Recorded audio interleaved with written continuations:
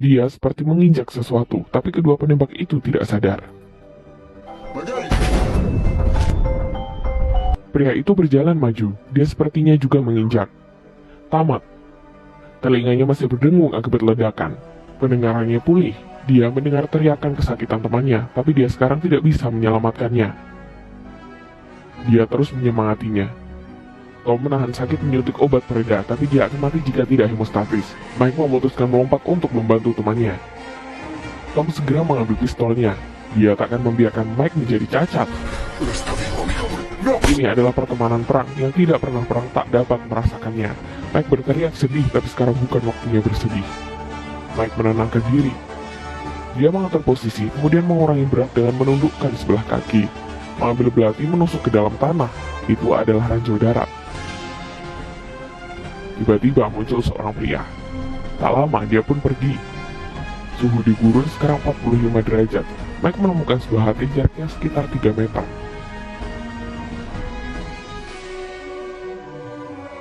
Dia pun membuat alat untuk mengambil HT. Dia gagal beberapa kali, akhirnya Mike berdiri kemudian melemparnya. Hampir saja dia meninggalkan ranjau, untungnya dia berhasil menarik tasnya.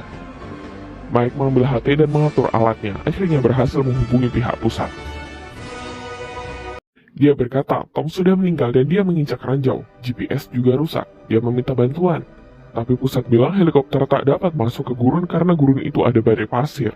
Mereka memilih memakai mobil yang butuh 52 jam, tapi suhu 45 derajat dan di bawah sinar violet. Mike tak pasti dirinya dapat bertahan. Pusat menyuruhnya gali lubang dan loncat ke dalam. Persentase berhasil hanya 30%. Sinyal HT terputus.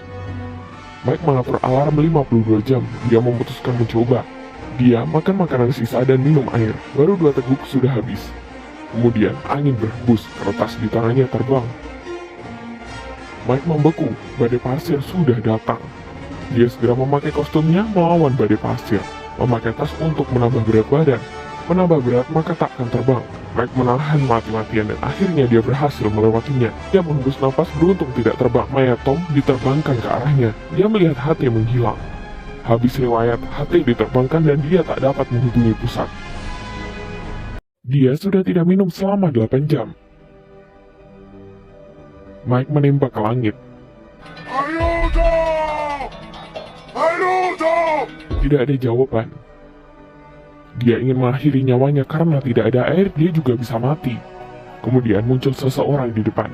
Pria itu hanya berjalan ke sana kemari, sangat jelas dia warga lokal. Mike memintanya mengambil HT untuknya, tapi pria itu malah menyuruhnya berani melangkah. Mike berteriak keras, ada ranjau di bawah kakinya. Mike merasa orang itu gila. Tidak lama wajahnya sudah kemerahan. Demi hidup, dia minum cairan yang dibuatnya. Tidak lama kelihatan seseorang lagi. Anak itu juga mendekatinya. Dia mengambil sebuah teko. Ternyata dia anak pria itu yang datang mengantar minum untuknya. Mike mengambilnya dan minum dengan rakus. Dia berterima kasih padanya, tapi anak itu tidak ngerti. Kemudian dia mengeluarkan mainan tentara. Mike mengira anak itu ingin main dengannya. Dia juga mengambil miliknya. Anak itu menyusunnya di pasir, kemudian dia menjatuhkan satu tentara. Mungkin ini artinya dia menyuruh Mike melangkah. Mike minta anak itu mengambil HT untuknya, tapi anak itu malah pergi. Mike pasrah melihat anak itu menghilang. Sekarang tersisa 38 jam. Dia mengambil HP dan menyetel lagu. Tidak lama langit berubah warna, dia membuat api kecil. Mike melihat foto kepikiran dengan pacarnya. Dia tidak ingin mati dan cacat. Dia ingin menikah dan membentuk keluarga. Api padam, terdengar suara di sekitar. Itu adalah anjing liar gurun. Dia mulai menembak mencoba mengusir mereka, tapi mayat Tom malah ditarik anjing. Datang seekor dari depan. Peluru habis dan mencoba menakutinya dengan senter, akhirnya berhasil mengusir mereka. Paginya, pria itu kembali datang. Dia memohon pada pria itu mengambil HT untuknya.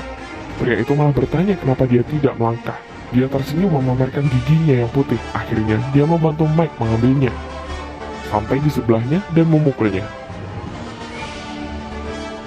Mike segera menghubungi pusat, tapi malah tidak ada sinyal. Pria itu kembali lagi. Diventa uomo libero, anche strada sbagliata, può portare a casa. Mike mulai halusinasi. Dia seperti melihat Tom menyuruhnya harus hidup. Siangnya, matahari semakin ganas. Dia merobek sepatunya dan kaos kakinya. Kakinya memerah, Mike mengeruk dahinya karena bau. Mike sudah tidak makan sehari. Dia menemukan kalajengking tapi beracun. Dia minum cairan yang dibuatnya. Wajahnya sudah terluka karena matahari. Halusinasinya semakin parah. Dia mendengar suara Tom di sekitar. Dia hampir gila bahkan melihat Tom bangkit berdiri. Langit berubah malam. Dia menaruh harapan pada tim penyelamatan. Dia melihat HP kembali memikirkan pacarnya. Sekumpulan anjing ada di hadapannya. 2 anjing liar menggigit kakinya dan 2 lainnya menggigit tangannya. Dia seperti melihat dirinya bertarung dengan musuh. Mike membunuh semua anjing dengan belatinya, tapi sekarang dia sudah tidak tahan lagi. Tiba-tiba hati bersuara. Dia segera menjawabnya, tapi mobil penyelamatan tidak bisa sampai karena perang. Membutuhkan sekitar 17 jam lagi untuk sampai. Mike pasrah. Dia seperti melihat pacarnya di depan.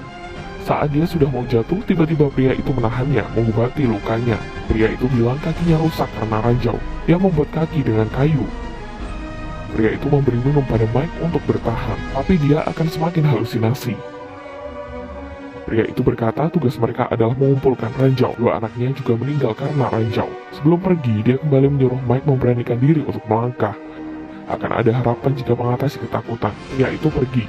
Mike langsung halusinasi. Dia melihat ayahnya KDRT pada ibunya dulu ingin mencegahnya tapi menginjak ranjau.